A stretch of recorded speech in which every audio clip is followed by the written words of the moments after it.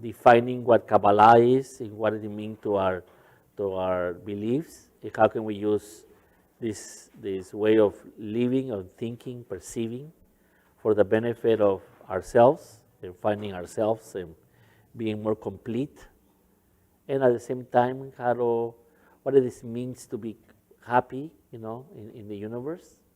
Where's it taking me as a person, and then also as humans. We know, the Kabbalists used to teach this individually. They didn't teach this to everybody. They chose one rabbi who was a Kabbalist, who chose one student the whole life. The greatest Kabbalists, the ones who had, were stronger, who have up to 3 or 4. Isaac Luria had maybe 20, 25, but they all died on him. They couldn't make it. So it was a very, very esoteric, that means very unique teaching for a certain type of people. But Kabbalists knew that eventually in the age of the Messiah, the Messianic age, this teaching was going to be for everybody. And even little kids will understand it. That's when Baal Shem Tov came into the picture. Baal Shem Tov, it was a great Kabbalist who didn't do well in school of the Kabbalist. So his teacher told him that he was not going to be a good student for Kabbalah, just to stay with Torah, to teach Torah like a rabbi, but to forget about Kabbalah because he didn't have it. To a point that he was very discouraged. The last time he went to the yeshiva, and he started just going home, and then a little kid looked at him and says, "Hey, what's wrong?" And then the rabbi says that the kid hold his hand, and the rabbi said, "Well, I wanted to learn Kabbalah, and after all these years, my teacher says that I'm not good, and that I couldn't do it." And then the little kid says, "Well, what is Kabbalah?" So then the rabbi Shem Tov said to him, "Well, Kabbalah is this," and he explained to him. And the kid says, "Oh, that's pretty easy." And then he found out that actually he, not that the teacher thought that he couldn't understand Kabbalah, but what happened is that he put it in a way that only people that didn't know Kabbalah understood it. And then that was the beginning of this idea that the Messianic time will come. It's coming, the Messianic era is here. And so he taught one of the greatest Kabbalists, which is Nachman of Breslov. And some of you have read the book, maybe The Anatomy of the Soul. He's one of the greatest Kabbalists, who is the grandson of Baal Shem Tov. And after him came what we know as the rabbi of the ladder. His name is Ashlag. And from Ashlag came 3 great Kabbalists. Berg, that we know about because we read his books, just a good writer. Ginsburg, right, who is one of the greatest Kabbalists for the Gemara and science, and that's what he does. And the other one is Lehman, who has 2 million students.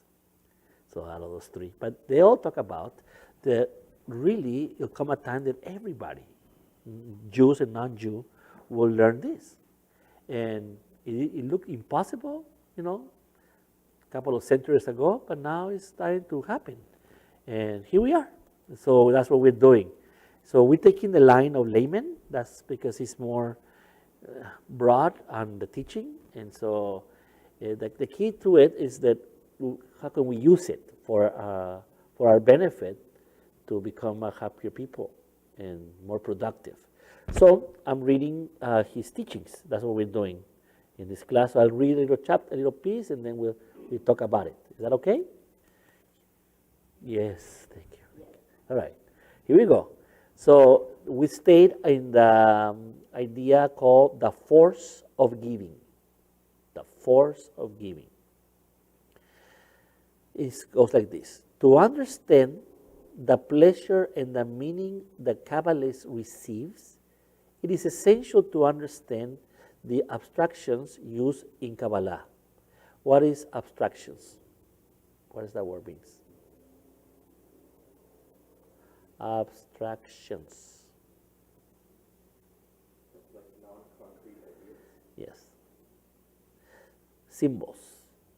So in order to understand the science, we need to know the symbols. It's kind of like math. When you get to a higher math, you need to learn the symbols, or you will have a hard time figuring out what are they talking about. Same thing with higher English, right? There's some language that is in Latin and Greek, but it's English. But if you don't have the root, you cannot understand what you're reading. Same here, right? So we shouldn't think that the process of learning is different from learning chemistry when it comes to the Bible. It is the same process. You have to be focused. You have some requirements before you can get into chemistry, right? The math, everything ready. So that when you get to the class, you go, oh, okay, I can do this. It's going to be hard, but I can do it because I have the background. So people that say, oh, just read the Bible, that's nonsense. Because it's like saying, just do the calculus. But I don't even know what 2 times 2 is. So you have some requirements. So Kabbalah, for some reason, is the requirements. It's how it builds you up. So when you read the text of your Bible, it doesn't look that boring to you, or like nonsense for you, or like has no use for you, even though you might want to do it, and you want to do it because you love the light, or you love Yahweh. You still have no idea what's going on. So Kabbalah, really at the end of the day, is not a luxury. It is truly a requirement to understand the text, because it's in the text of the Bible where you can find life. But again, it's hard if you don't know the symbols. So that's what he's saying here. It's essential to understand the abstractions, right, used in the Kabbalah. The most basic principle of Kabbalah concerns of giving. So giving, it is a symbol. I know you're thinking about giving something, but it's still an abstraction. Still not concrete, the word itself. It can have many meanings of what giving is. Right? Yes. In the whole reality, there is only a single force, a force of giving. So the essence of reality is a force that is called giving. So last night I was speaking to the congregation about these two forces. The force of Yahweh, which we call in Kabbalah the force of giving. And then the other force is called Elohim, which is the force to shield the giving. And those two forces are kind of like opposite from each other. It seems like God is fighting with himself. But it's the Ein Sof, remember? The source has many forces. The word Elohim is plural. So Elohim has many forces, but truly, there's only one force in the universe, where we call it giving. So it's not as simple as giving something. I know that's kind of like Berg would teach it many ways, and that's why people say, oh, Kabbalah sounds very easy, But when you start to do it, you're like, I don't know what he's really wanted me to do. This is why you have to be careful to understand that everything the Kabbalists speak is not real. It's symbols. You have to experience it. Does that make sense to you? Yes? Good. Okay. So, any question? Yeah? No? Okay. I hear a sound, so I don't know. So when you say that it's an abstraction, so like the act of giving could be one like definition of it, but then there's other definitions of giving that's not like a physical act.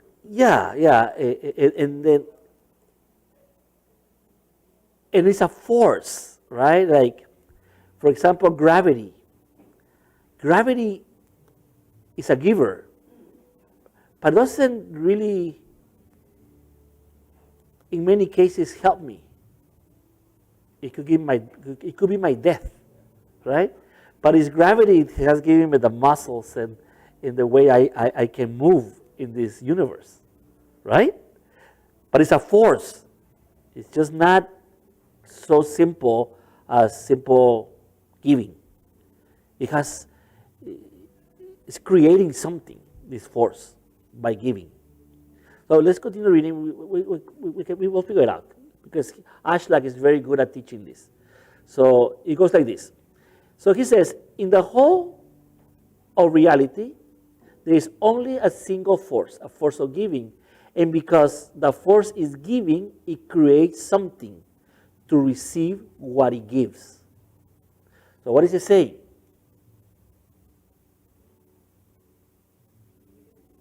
Sure.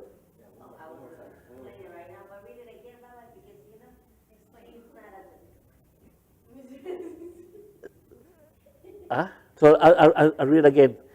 So if you listen to the class last night, it's exactly this. I don't know why, but it's the same thing. It says, and because the force is giving, it creates something to receive what it gives.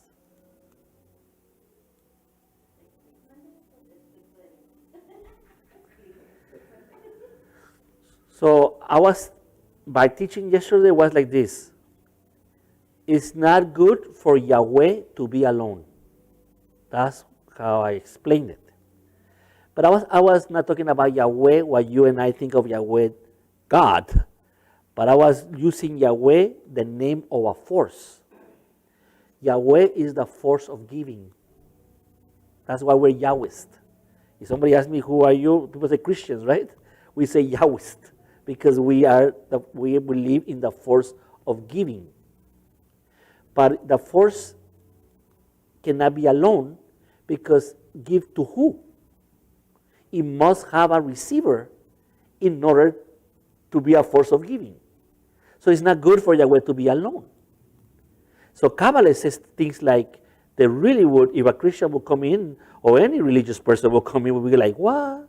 Because we will say, the Yahweh needs me. For he to be the giver, he needs to give it to somebody, and here I am. And so now we're complement. Now we are really one for each other. Now this bride and this groom, the Christianity talks about a lot, about the bride of Christ and the love and all this stuff starts making sense in Kabbalah because it's telling you that Yahweh, not God, but the force that creates everything needs to have something, create something to receive it. So this is one way to put it. The other thing is that this force knows that if you know where it is, you stop being and you stop receiving. So, for example, I'll give you an example more like an us. When I was living with my mom, for example, my mom was trying to love me by providing for me, taking care of me, thinking of me. But I was like, I don't want it. I want to live my life. Leave me alone, right? But she's giving me because she's the force in this case. So I leave. The farther I am from my mom, the more I would like the love of my mom back. But she's far. And so I always try my best to call and text just to hear her voice. When I used to have her all by myself when I was younger, I was 12, 13. Does it make sense? So that separation, the force needs to be separated from the human or from the receiver. If not, the receiver doesn't want to receive because it's so close to the giving, they doesn't need to. Does that make sense? So we need to have a space. We need to have some kind of shield, and that is nature. Nature, it is that. This makes me feel that God doesn't exist. I have laws. The law of the universe, the laws of nature, who tells me if I read the laws of nature and I look at evolution and about physics, I say, I don't need God at all. I can explain everything through the laws. What I understand is that shield is called Elohim. Elohim in Hebrew means nature. So when I'm studying nature, is the shield that is making me believe that I'm separated from God, but I'm still looking for Him because people always, the atheists, The greatest atheists or the greatest people, the most smart people are looking for the same thing, the unity of things, to understand what the universe is. But it's hard when you have these laws of physics, doesn't get you to see behind it. That is what this is about. So Kabbalah is saying, listen, I know you cannot see it, but beyond your eyes, the force of giving is there. All you have to do is to understand that what you're looking at, it is not true. Does that make sense to you? Or is too much? Tell me, because we can go, I can bring it down more if I need. It's like this, look. I'm gonna ask you a question. Ready? For $1,000. I paid. You don't pay. Wow, so quick to judge. Wow. You don't know when I give this money, right? And how do I give it? That's another story. So here goes the question. Why do you think the Yahweh or Elohim did not want Adam and Eve to eat from the tree of good and evil? Why? Why? Yeah, but the test went really wrong because when they ate it, it messed up everything. They didn't want to separate. I mean, he didn't want to separate them from him. You cannot separate from him. No, I mean, what you were explaining, the fact that we actually move away from him. Adam and Eve already felt like they were separate from God. You see, if that, they would not exist. He wanted them to obey by love, not because of, no, pero en español me sale mejor, fluye mejor.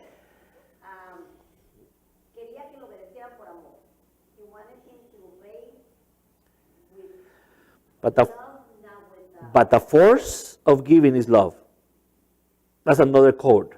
It's another abstract archetype, right? Love, compassion, they're all from the same force, right? So listen, so let's be more like scientists, right? So first we need to ask, what was that tree of good and evil, the knowledge of good and evil? What is that? That's number one. What kind of fruit was it? Why did it mess them so much? Those are the questions that we need to really ask. So what do we know about Adam and Eve before eating from the tree? Were they dumb? They just oblivious? They were just like, I don't know nothing. I'm just running around here. Or what did they know? Well, they knew they couldn't eat from that tree. So that means they have knowledge of something. What kind of knowledge did they have? We know that they didn't have the knowledge of good and evil because the verse will tell you later on that that's why they ate it. Now they were like God, knowing good and evil. So what did they knew before? Well, in a sense, they had the knowledge of good and evil. They could have done whatever they wanted. Eating the tree was evil. So But they didn't have the knowledge. they were free, right? Yes, they were free. Free from what? From just rules, from everything. So this, yes, tell me. They had choices. They didn't have a choice after. I'm going to tell you that much. You don't have a choice. They did have a choice. This is the hard problem that we have in Torah. People think they have a free will, but you don't have a free will now because you ate from that tree. They had a free will, but why? Well, exactly what they knew is what was false and what was true. That's it. Huh? Oh, that was not for $1,000. That was already over. Yeah. So the difference is that before eating from the tree of good and evil, of the knowledge of good and evil, is that they knew what was true and what was not true, what was correct and was incorrect. Versus knowing what is good and what is evil. Because good and evil is what you see, how you want to see it, for your own convenience. But false and true, nothing to do with you, is what reality is. So for example, if you believe you were such a righteous person and you're so religious and love God, you can say that Mickey Mouse is evil. Because that's pagan, because he came from I don't know who, and you shouldn't go to Disneyland because that's the devil himself. I made it evil. But the true nature of it is that Mickey Mouse is false. It can hurt me. I can go to Disneyland and have a good time because it's fantasy. It's false. It's not a true thing. See, false will not hurt me. True will not hurt me. It just tells me what is real and what is not real. Does it make sense that? For example, if I ask you for your offering, you might see it as bad because you have less money. And that makes sense in your world. But that's not what the correct thing to do is. The correct thing to do is that you do have to give offering. That's simple. I don't like it. I don't want to. I hated it. But that's what true is and what false is. The moment that they ate from that tree, they had no more free will because now evil and good decides for you. Oh, that's good for me. You do it because now you have no free will. You cannot see that good at the end is bad. Remember I teach you that before? Good has evil inside and evil has good inside. So what is good? Only to show you evil, and evil only to show you good. False is divorced totally from truth. Nothing to do one with the other. And so then I could have peace. What is my peace? Uncertainty. In your relationships, you might think, is this true or is not true? And because you don't know, it becomes a craziness in your relationship. Does it love me, doesn't love me? I wonder. But when it's, and then it becomes uncertainty, but true and evil, totally, right, defines. We call that in physics superposition. The moment that I see you here, you are not anywhere else. But when I don't see you, you are anywhere else. Evil and good are superposition mentality. So when I say this is bad, even though in 2 days it's going to be the greatest thing in your life, you do not see it. But the question is, what happened today, is it true or is it false? And that's how they knew that in the garden. The moment they ate, they did not know. And that's why the snake, from that point on, lied to them all the time. The snake never lied to them at the beginning. That's the crazy thing about the snake. The snake was very true. The day that you eat from that tree, you'll be like God. That was the truth. That's why they got confused. Because they judged it by true and false. And they ate from the tree. And from that point on, you see the stories from Cain up. Right? They're all they're messing up. Because they're always seeing what is good for them or what is not good for them. And that is why we become very egocentric. And we become lovers of ourselves. Because we are really judging ourselves in good and evil. I deserve this because that's good. I don't deserve that. That's evil. But the question is it true? Is this really bad? That's why Yeshua said, don't do things that look good. They're bad. You don't do bad things, they look good. But what he's saying is not your actions. He's saying, do not eat from that tree. Because you're always confused. Always confused in that judgment. Does that make sense to you or is it too hard? Are you okay with that? That's really, really clear in how you're supposed to live. It's like the way that you make decisions then, either from like a perspective of good and evil, like egoistically, or like the correct, like you said. For example, I'm supposed to pay you today. Let's say I have to pay you something, no? But I didn't because I forgot. Yeah. So you might feel, that I was evil, that I did something wrong. Right. But what do you know about me? In our relationship, in the false and true relationship, do I love you or not? Then doesn't matter everything else. Then I can wait for my money because I know the truth. The truth is that I love you. And if I didn't give it to you, there's a great reason why I didn't give it to you. And then life is easier. If not, I'm judging, he's supposed to pay me today, he didn't pay me today, and oh my God, and we create all these universes of good and evil. And of course, I'm always on the good side. Because, hey, I can be on the other side. Why? I will be judging. Does that make sense? It's a constant doubt, yeah. And that's what really is it's called in quantum physics the principle of uncertainty. That's what's called by Higgsberg principle of uncertainty. So I was, in the class yesterday, I was telling the kids, right, that we know this stuff, right? We have learned this stuff, right? But when we're going through rough times in life, it's hard, right, to stay where you're supposed to stay.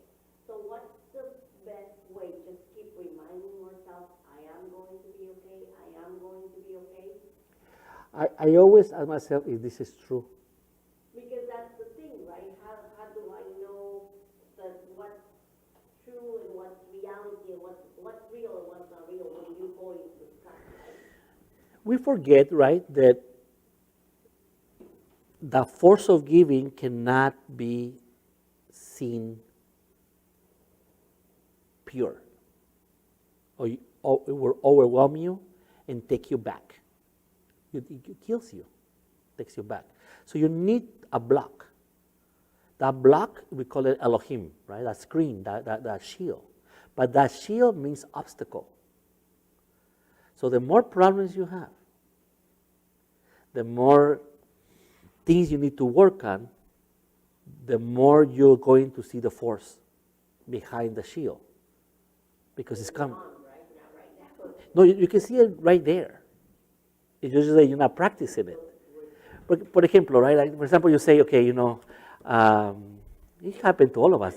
I need to pay my rent. I need to pay my rent. So every month I need to pay my rent. You barely make it. Like, okay, my rent, and you are so anxiety. But if you're smart enough, and it's been 75 years of your life doing this, you're like, yeah, whatever. I will have for the rent for the last 75 years. I have the rent. Could that be sometimes seen as a miracle when you have the doubt and something but you have the doubt, you're hoping for something to happen, and it eventually happens the way you expected it. You knew somehow that it was going to happen, but because of the doubt, when it comes, is that probably the reason why people see it as, oh, it was a miracle that it did happen, when it was going to happen all along. You see what I'm saying? That's why Kabbalah says there's no miracles. Not because wonderful things happen to us, but it was going to happen regardless. It's just that now you're aware that it's happening. But it always happened to you. I mean, if you can go back to your life, if you really think about it, the moment that you could be really, really in danger of death. It's been a couple of 3 times at least in your life that you could have died. It's just 1 second here, 1 minute here. I remember Robin, one time we were, I think we were in North Hollywood. He was like about 6 years old, and I was taking Sarah out, and Nina and everybody, and I was passing the street, and I forgot about Robin, and Robin was walking in front of me. But Robin had a hard time with sight, and so he just walked, and the car was coming, and I can remember it, how I grabbed him with 1 finger because I couldn't, only 1 finger in the back of his thing, and I brought it back, and the car just went. It would have changed my life. I would have destroyed whatever I have right now. But that is because I was aware of it. Imagine all the ones that I didn't want aware of it. Many. So that's why Kabbalah says miracles happen all the time, so they couldn't be miracles. Because a miracle means that doesn't happen all the time. That's why we don't call it miracles in Kabbalah. It's not that Yahweh is not doing everything for us. He's doing that and more. But they're not miracles because it's happening to us all the time. It's the natural life of a person. Does that make sense? All right. Good. Anything else to hear? We're doing good? Should we continue? Yeah, let's continue. All right. This creature, so okay, so it says, so this is Ashlag, right? So he says, the giving of the force in Kabbalah is called the creator. And what creates is called the creation. A creature or created being. So we are an effect of a cause. He desired to give, he created a receiver. He wanted to be a king, then he needed people he could rule over. So I am a product of him. Shouldn't worry too much. I am a product of him. The reason I'm here is because he desired to be a giver. He could have been not a giver. And maybe there's another universe somewhere else where he's not a giver. And who knows what kind of creatures are in the other universes, because it's through his cause that everything exists. So it could be a multiverse, right? Where it could be many universes where God is really, really, really, really, really harsh. So the creatures that live in those areas have to be very, very, very strong. But our universe, Torah says, is a good universe. That's what the letter of Timothy says. Everything that God has created is good. So the only existence is his goodness. Everything else, you imagine it. That's why you're so soft. We are such a soft creatures. Think about your brain. Your brain is like jello, okay? Well, for some of you. It's soft. But I'm gonna leave it there. I didn't want to go further than that. But your cranium, right? Your head, you call this like a crown, right? Inside it's not smooth. It has like sharp angles. So when you hit yourself, I mean, you're like a little knives are hitting your brain. That's why you have to take care of your head, because it can change your personality totally. You can become a criminal like this. You can become a drug addict. Your vices would change. You're like, he was a good person. Remember, one hit. That's how fragile we are, because we were built just to be in goodness. We were built to sense everything. Our nervous system is built to sense anything and to have pleasure with anything. But the way we look at life is very harsh, and I'm surprised we don't die faster. But this universe was built only at the goodness of it. So Kabbalah, right, Torah is teaching us to connect to true reality, to the only force that exists, which is the force of giving. But what about my problems? They're all in your head. You don't have problems. They're just shields, so you can see the goodness of Yahweh. And you'll see it. I'm telling you. You've been doing it for years. Well, you guys are kind of young, but for years you're seeing how God has been good to you. Over and over and over. But if you did not have those obstacles, you would never know it. It's like I told you at the beginning, living with your mom. If your mom is a great mom, even though she's great and she cooks for you and washes your clothes and does everything, doesn't mean jack, because you're too close to it. You need an obstacle. Marry somebody who treating you the opposite. Then you're like, I think I was better than my mom. And that's when you want to go back. And that's what we call, right, the way back, which is the tikkun, the fixing of our soul, so I can go back to when I was being treated right. But if I don't have the obstacle, I don't have the desire to go back. Yes? What about a child who is abused by any type of way? Can you also say that was a good thing that happened to the child? Yes. You know how many wonderful people who has passed a bunch of horrible things become the greatest heroes of our time?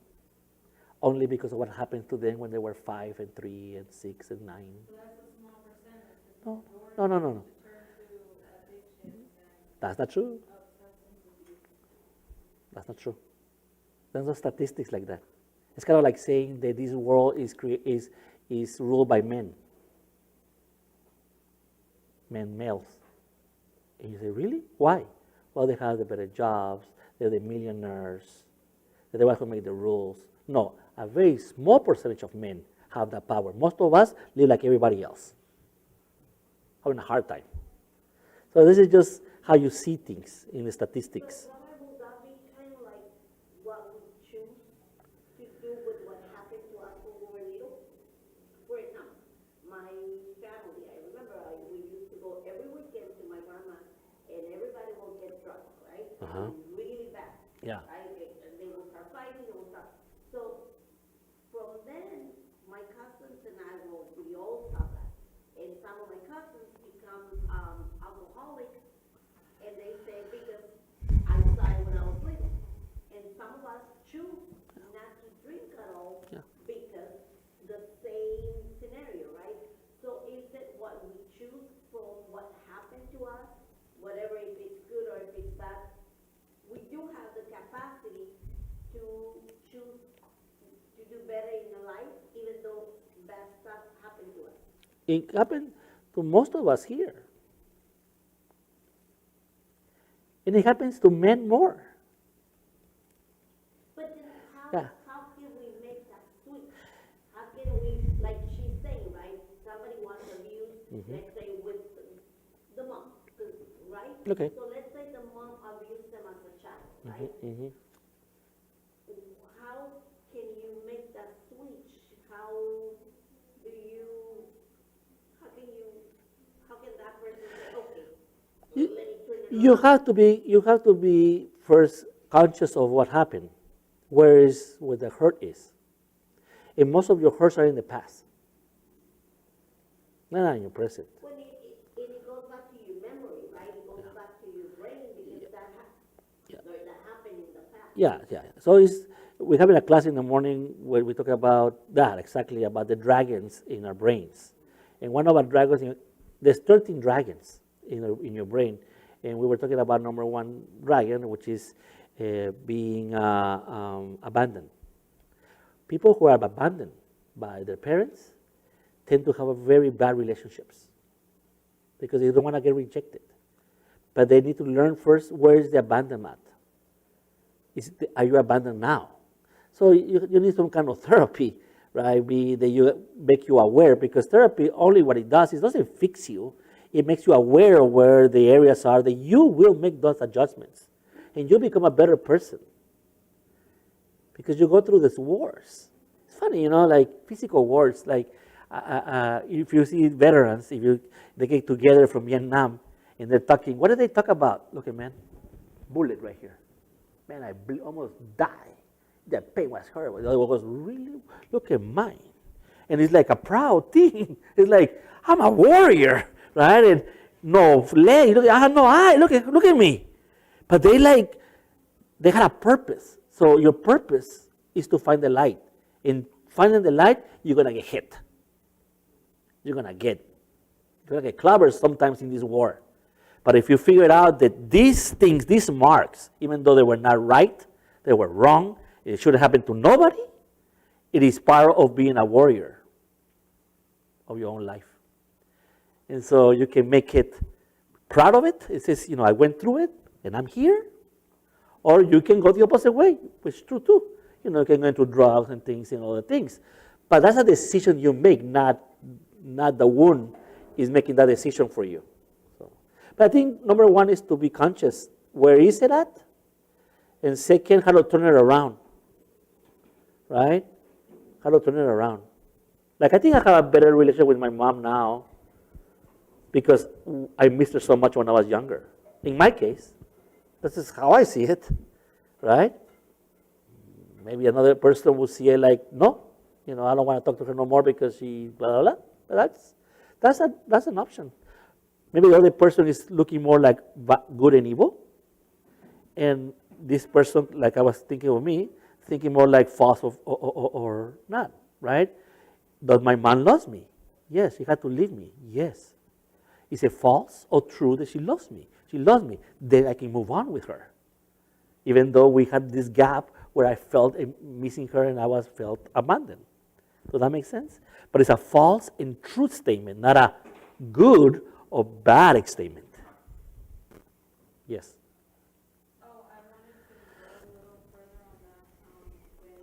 What about when the person doesn't have the opportunity because they die from that situation? They have the opportunity to decide what to do with what happens to them. I think that, That applies to like the next. yeah, well, it could be we're talking about another life, but I always believe, and this is my belief, that death is a graduation. You graduate from this step, and then if you need to come back, you'll come back. If not, you won't come back. But I think death should be celebrated. I think at least me, I'm getting older, and I see people more dead. I need to start thinking different. I'm going to have a hard time here from this point on. If I don't die, if I see other people die, I need to start understanding that this is a celebration and be honored to have known the person that says, wait for me, I'll be soon, I'll be there too. Regardless of how they die. To add a little bit on what you're saying, the way I see it is, if the person would continue living, maybe the suffering would be worse, as opposed to leaving it at where it was, graduating or ending the pain and that sorrow that they had, and now it's like a good situation in this case. Yeah. We don't know the answers. We have to see ourselves only. I don't know what the other person is going through, and I cannot justify why they do things. But I can really learn about me. I mean, if you learn about you, you should be okay. Even if everybody's falling from the other side or doing better, I don't know. I need to figure out me. And if I do, then I can help whoever is around me. But I must first learn about how to take care of me. Okay, let's read two more lines. Is that okay? And we can leave. All right, are you guys ready for tomorrow? We are, yeah. Oh, yeah.